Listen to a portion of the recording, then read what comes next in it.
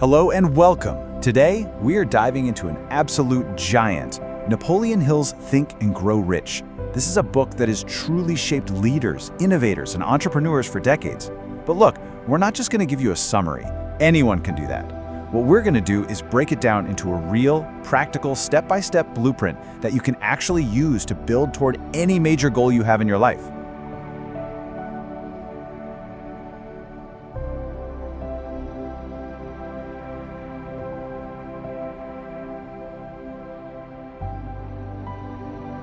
All right, let's just jump right in with the one idea that holds this entire philosophy together. Whatever the mind can conceive and believe, it can achieve. Now, this isn't just a nice little phrase for a motivational poster, okay? It is the core operating system for everything we're about to talk about. It means that every single thing you see in the world around you, every skyscraper, every company, every piece of art, it all started as just a thought, an intangible idea in someone's mind. The entire process of creation begins right there, in your head. So, Napoleon Hill lays out these 13 principles, but here is the absolute key. They are not just a random checklist. You can't just pick and choose your favorites. You have to think of them more like a chemical formula. Every single ingredient is essential, and each step has to build on the one that came before it. So to make this a lot easier to wrap your head around, we've structured them into a blueprint you can actually follow.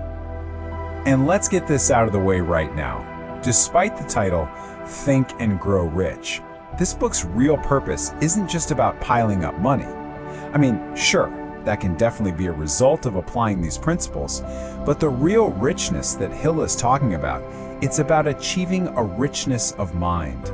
It's a roadmap to gaining total control over your inner world, your thoughts, your emotions, your focus. That mastery, that is the true currency that lets you achieve anything you set your mind to, whether it's financial or something else entirely.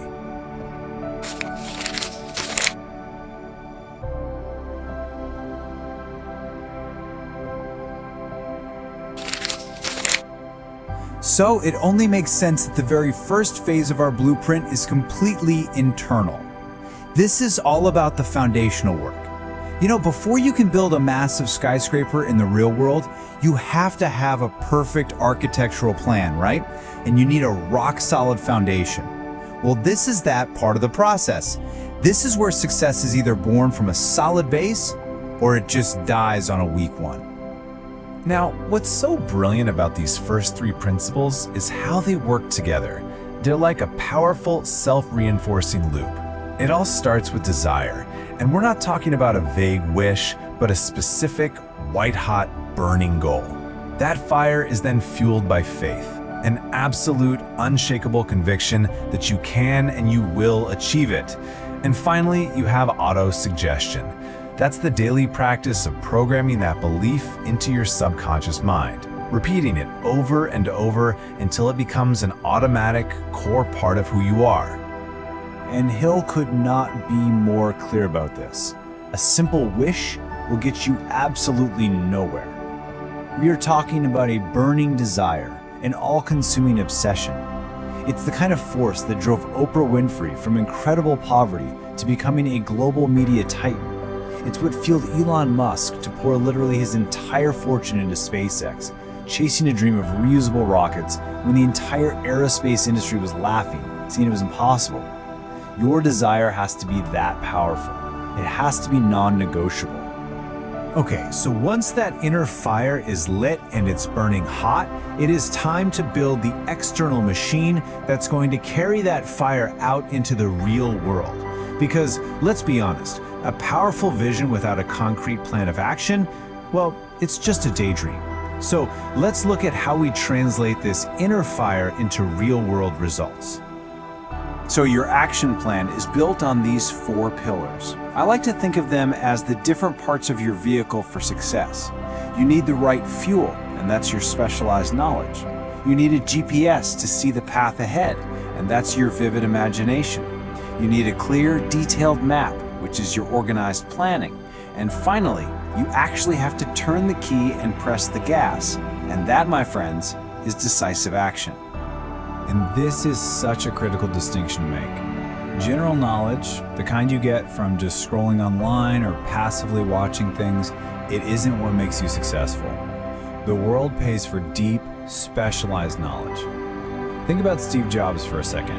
He wasn't the best engineer at Apple, he wasn't the best coder, but what he did was develop a masterful, almost obsessive, specialized knowledge of design, of simplicity, and of the user experience. That one specific expertise is what changed the world of technology forever. This slide just brilliantly illustrates one of the biggest separators between high achievers and pretty much everyone else: the ability to make a decision. Hill's research found this crystal clear pattern. Successful people decide quickly and with conviction, and then they are very, very slow to change that decision. Everyone else, they do the exact opposite. They hesitate, they doubt, they overthink, and they let amazing opportunities just pass them by. The perfect modern example has to be Jeff Bezos. I mean, can you imagine making that fast, bold, and frankly terrifying decision to leave a stable Wall Street job to sell books online from his garage? That is decision-making in action.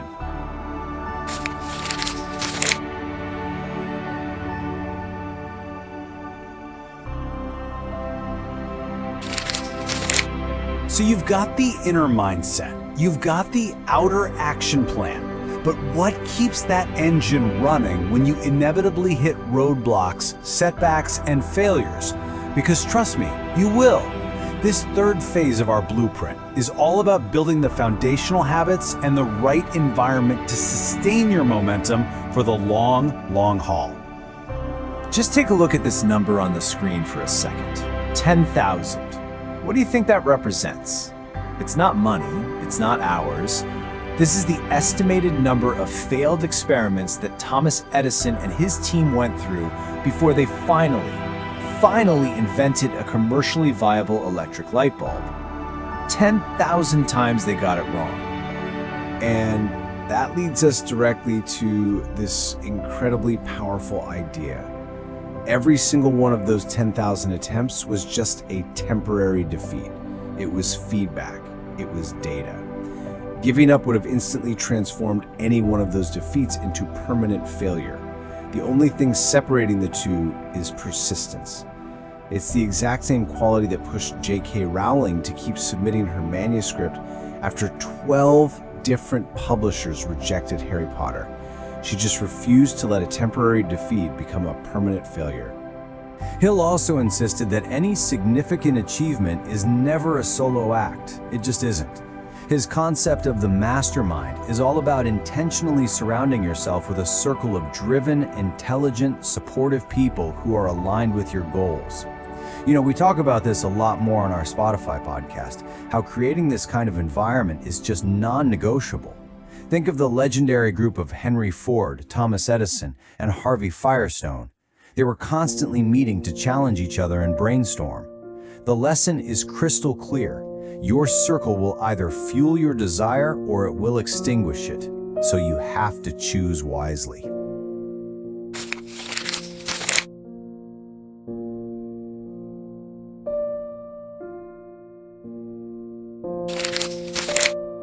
All right, let's get to the final, and you could argue, the most important stage of this whole blueprint. This is the advanced level. This is about conquering the internal enemies, those deep-seated fears that can sabotage all of your hard work even when you were inches from the finish line. Hill identified these 6 fundamental fears as the ultimate dream killers. They live deep in our subconscious, and they create the doubt, the procrastination, and the indecision that stop us in our tracks. The fear of criticism keeps you from sharing that brilliant idea. The fear of poverty keeps you stuck in a job you absolutely hate. Learning to recognize these fears, face them, and act in spite of them, that is the final boss battle on the journey to success. Now here's where it gets really interesting. When you've truly mastered the other principles, when your desire is unbreakable, your plan is in motion, and you've begun to conquer your fears, Hill says you unlock what he calls a 6th sense. Today we'd probably just call it highly developed intuition. It's not magic. It's your subconscious mind, now finely tuned and programmed for success, recognizing patterns and connecting dots so fast that it just feels like a gut feeling. It's what guides you when pure logic just isn't enough. And that brings us full circle, right back to where we started. After breaking down this entire blueprint, the mindset, the plan, the habits, the inner mastery, it all comes back to this one simple, incredibly powerful question. Because without the engine of a burning desire, this incredible vehicle for success has no fuel.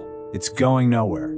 So the real takeaway today is to ask yourself, what is it that you want with such intensity, with such obsession, that you are willing to see it all the way through to the end? What's yours?